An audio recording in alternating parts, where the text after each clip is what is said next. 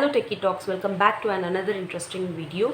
So this is Lavanya and today we are going to see a very interesting and useful topic, that is what are the key roles and responsibilities, and also how do you say that you are a professional software tester.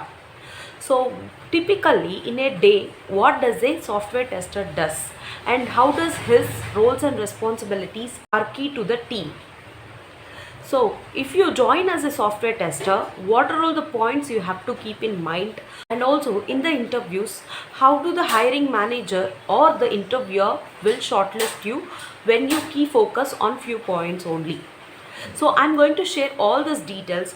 Though you are planning to become a software tester, what are all the points you have to keep in mind during the interview to impress the interviewer? And also if you have joined a company and you are working on, what are the few major points you have to keep in mind while working, so that this will make you a hurdle-less and also hassle-free work culture for you. To relate it with a real time, tester's role is a very typical role in a project. See, developers will develop an application or a product and deliver it to the testing team. So it's complete testing team roles and responsibilities to give a bug-free product to the end users. So whenever there is any bug in the production, once the product or the software is released, first question will be raised to the tester. What kind of testing have you done? Why didn't you cover this scenario? And what are the test cases you have covered and why this part is missed?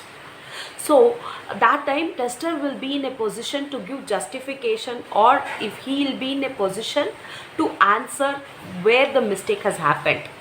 First, the tester will be the complete sole responsibility for the bug. Why didn't he cover during the testing? Next only it will come to the developers. So I wanted to say clearly that tester role is a very key and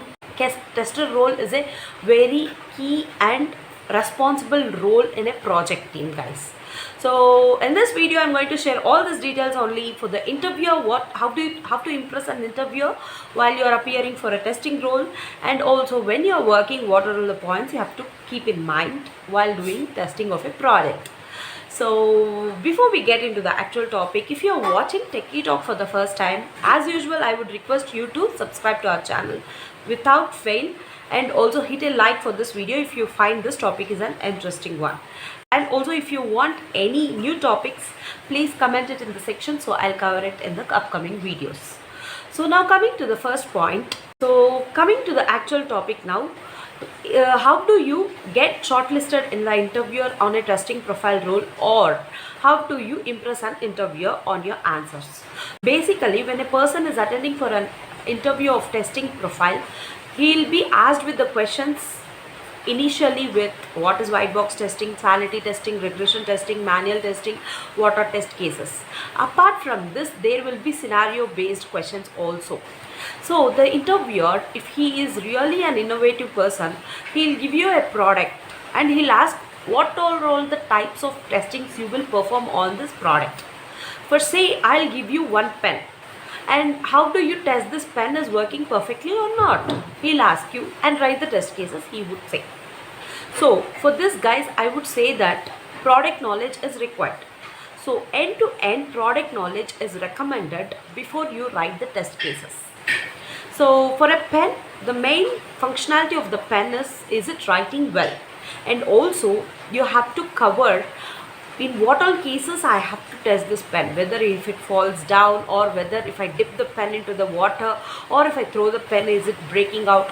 So you have to think in various corners and come up with innovative test cases, so that you will be a perfect tester. So if you answer in this way, definitely the interviewer will be impressed. Product knowledge is important along with the functional knowledge. So you have to answer him in such a way that you have product knowledge and also functional knowledge respectively. Apart from that, innovative thinking, and also very important point is coming to the test cases. Most of the time testers will cover 50% of positive cases and also 20% of negative scenarios. But I would say as much as positive scenarios you are covering, even negative scenarios must also be covered. In that way, a bug-free and hassle-free code will be released to the production. So this way, if you answer to the interviewer, definitely you will be in the place of selection, guys. So apart from that, now coming to the second point, what are all the points you have to remember, and also what are all the steps to take to become your life in a company hassle free and also a smooth journey. First point is, as I said for the interviewer, now also same, you have to have the functional knowledge and also product knowledge thoroughly. So if a requirement is given to you, make sure you have end-to-end knowledge on it. So if you don't have end-to-end knowledge, you have to gain it you seeing the requirement documents or functional document. So there are high chances that the requirement changes in between of the development also. So along with the business analyst, even testing team to join the meetings with the business client or business is highly recommended, guys, because to stay updated on the requirement. This is a high level suggestion I will give you, guys, because developers never say you complete requirement. I'm not saying they won't say at all. They say what part of work has been done, but they wouldn't say you complete requirement, how a business analyst or the business will tell. So it's the sole responsibility of a tester to know the complete business requirement. Tester's role is to test the product bug free. Even though developers give code, there might be hundreds of bugs for sure during the development, because most of the time developers doesn't concentrate on negative scenarios. If they perform BDD development or test driven development, that time they do cover. But if it's a complete development team and testing team separated, then they don't cover most of the times. So it's highly recommended to have a test cases where positive and negative scenarios are covered equally. So if you raise any bug or defect, next point is, make sure you raise bugs or defects whenever you find immediately. And when you raise bugs or defects, make sure you give clear scenario and also step by step to reproduce the issue.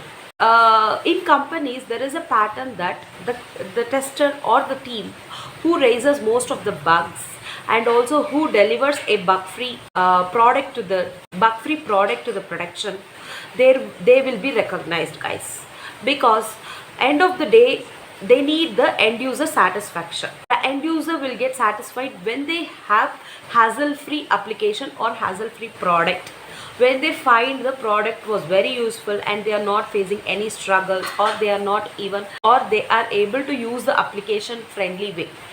They are not having hard to use the application. So this is the main thing, guys, for an end user perspective. So this is completely achievable only when testing is done properly end to end. So these are the points, guys, a tester should have in mind.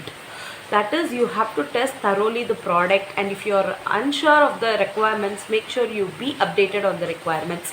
And also these points, if you cover in the interview, you will get job very easily.